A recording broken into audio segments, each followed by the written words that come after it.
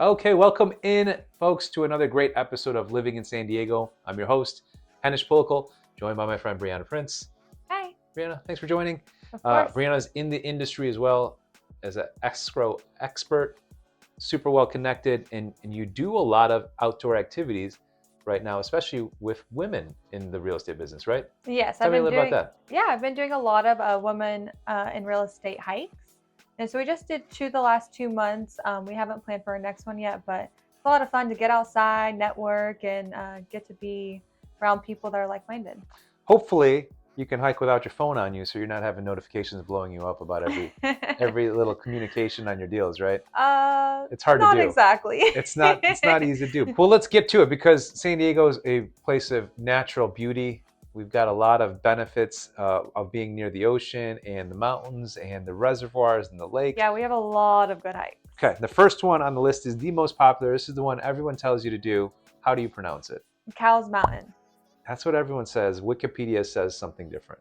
Okay, what is it? They say it's Cowles Mountain. Cowles Mountain. Well, it's named after a guy, and the guy went by Cole. His last name was Cole. Okay, I did not know that.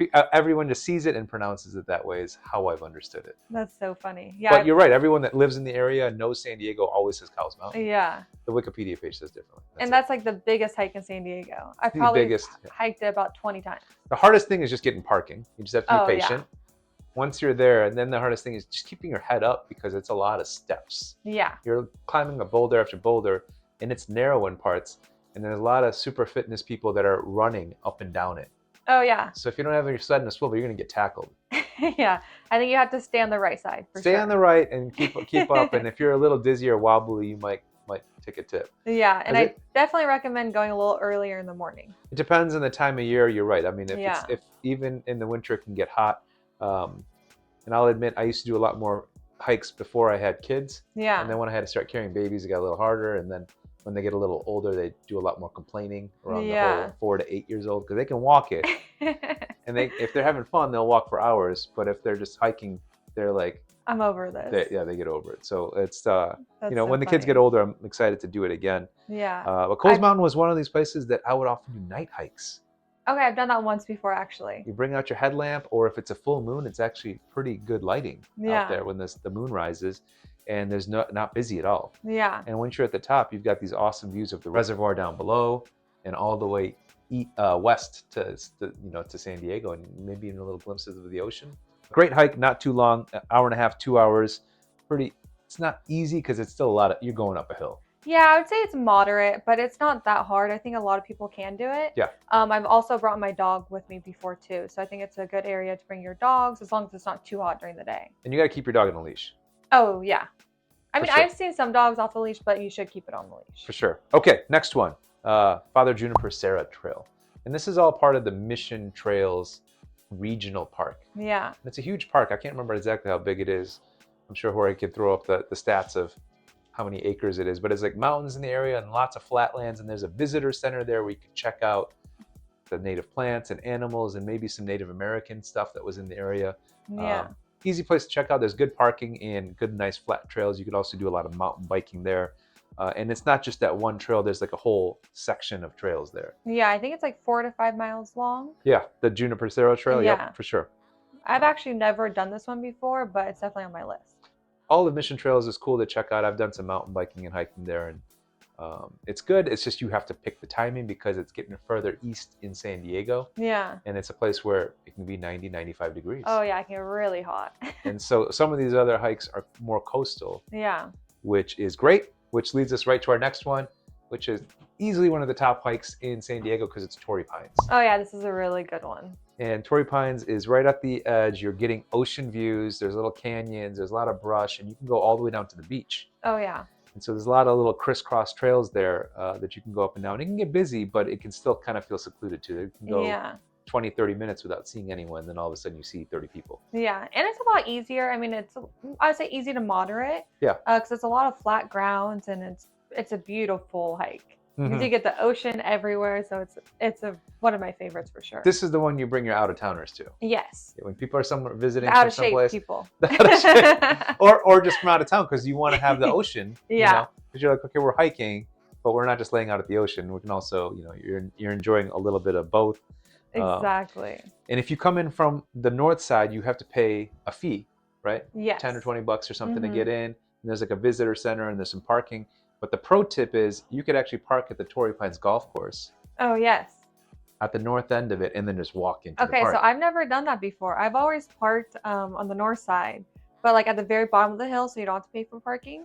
But so then it's just a really long hike That's up. a big walk up. Just a little exercise before the hike. That's the pre-hike. The pre-hike. It's cool because when you do the bootleg route through the That's golf smart. course, you're actually on the original Highway 1 El Camino Real. Okay, And yeah. they have like little markers on the road that you're walking up. Yeah. But there's no car traffic on it, so it's basically just the pedestrian traffic. And if the rules haven't changed, I think you could park there. And Okay. that's the tip there. I'm gonna use that tip for next time. Okay, so staying in La Jolla, another popular one is the Ho Chi Minh Trail, Saigon Trail. This is a really good one. Okay, tell me more. Okay, so I just did it last month with a woman in real estate.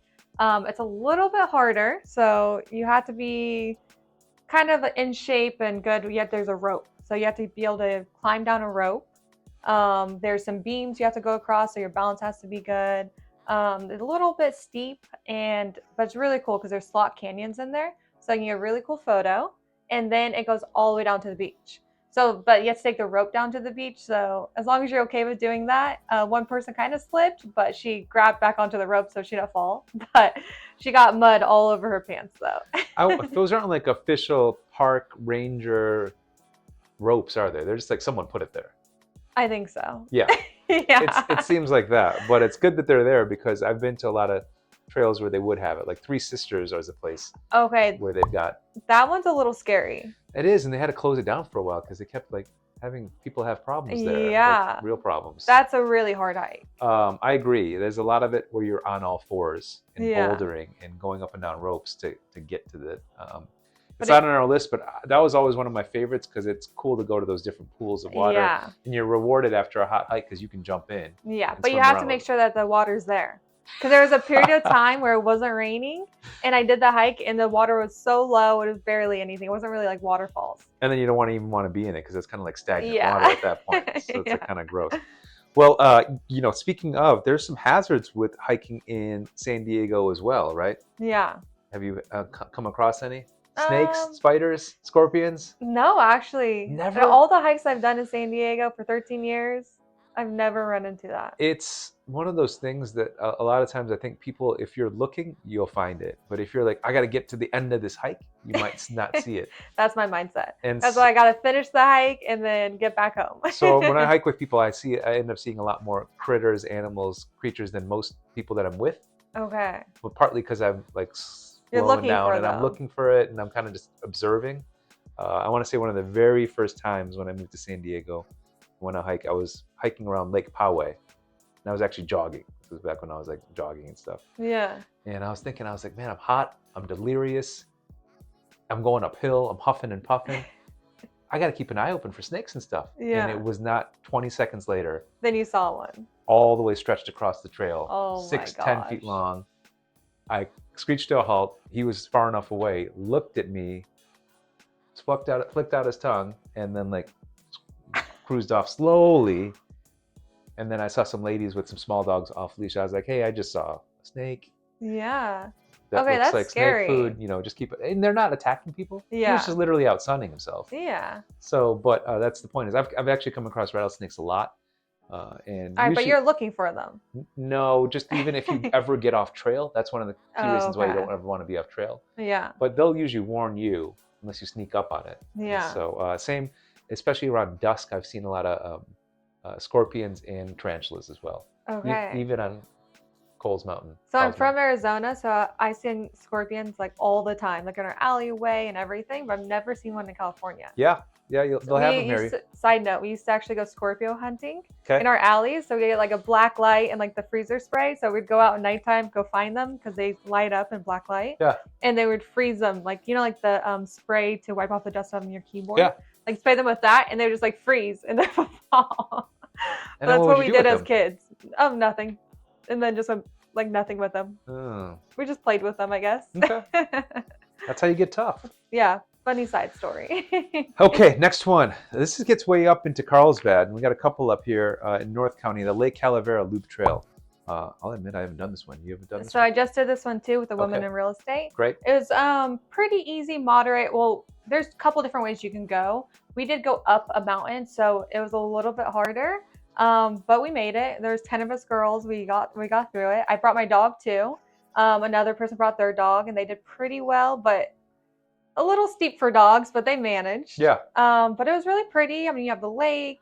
It was a good hike, good weather. Yeah, no complaints, I'd say. It looks great. I literally flagged things on my maps of want to go. Yeah. And so I was like, okay, I clicked that one because I was like, I haven't checked this part of town, but it's almost all the way up by Oceanside. And I saw this interesting fact that it was a volcano at one point. Yeah, I've heard about that. I wonder how long ago that was. Probably tens of millions of years ago. ago. Oh, forever ago, yeah. Because I didn't think we had any volcanoes around here. Yeah, I didn't think so either. But with this trail, there's so many different ways you can go. So like it's a whole entire loop around the lake, and so they have different trails. They probably have like 4 trails. Yeah.